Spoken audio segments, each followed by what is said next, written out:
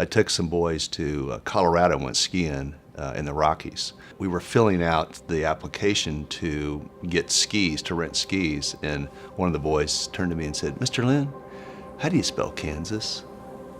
And here's a 15-year-old boy that's a sophomore in high school that's lived in Kansas City his whole life, and he doesn't know how to spell Kansas. Not being able to successfully read by third grade begins to change the student's trajectory. They get less interested in school because after third grade, students are no longer learning to read, they're reading to learn. That's why we started Lead to Read. So in seeing the community and realizing that generational poverty is the reason these kids really don't have a lot of opportunity, we wanted to figure out what was the primary cause. And we think the point of the spear of fixing generational poverty is education, and education starts with learning to read. The goal was to have one adult for one child. So what happened was we had a group of 30 people come into a classroom of 30 students, and they all paired up one-on-one and just read. They weren't trained tutors, they weren't educators themselves, they were just people who said, "Hey, I have the time that I can get involved." It was strategically planned to be kind of middle of the week, over the lunch period, and really targeting volunteers that are near the schools, because the goal is that they can leave their desk, come to the session and read, and then be back at their desk in their 1-hour lunch period. We're not tutors.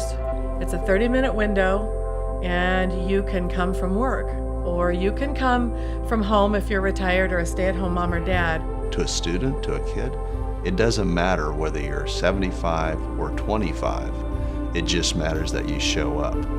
I think the uniqueness of Lead to Read is that it's simple, and it's not a huge commitment.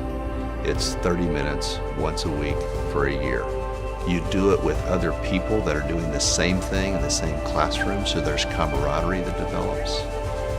And it's a safe place to engage in the urban core.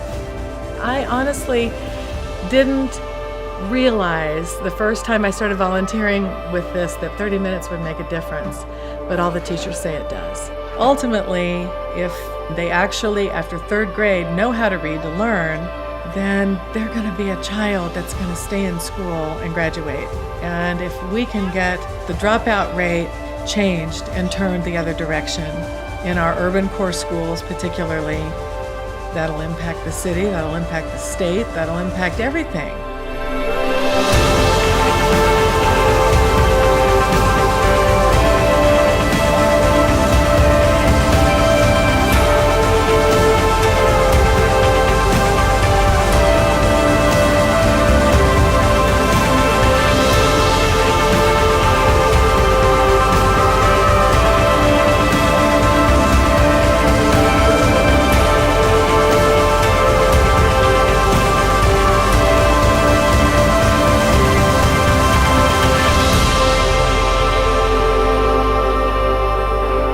My kids really look forward to Lead to Read every week because it's a time when they can just sit and have one-on-one attention with an adult who really cares about them and who cares about how they're doing, not just as a reader, but as a person. So I've seen not only improvement in their reading skills, but also just in their confidence and their willingness to read and take risks. I like it because it's fun and I get to learn new things. It helps our reading skills. She takes her time out of her job to come and read with me.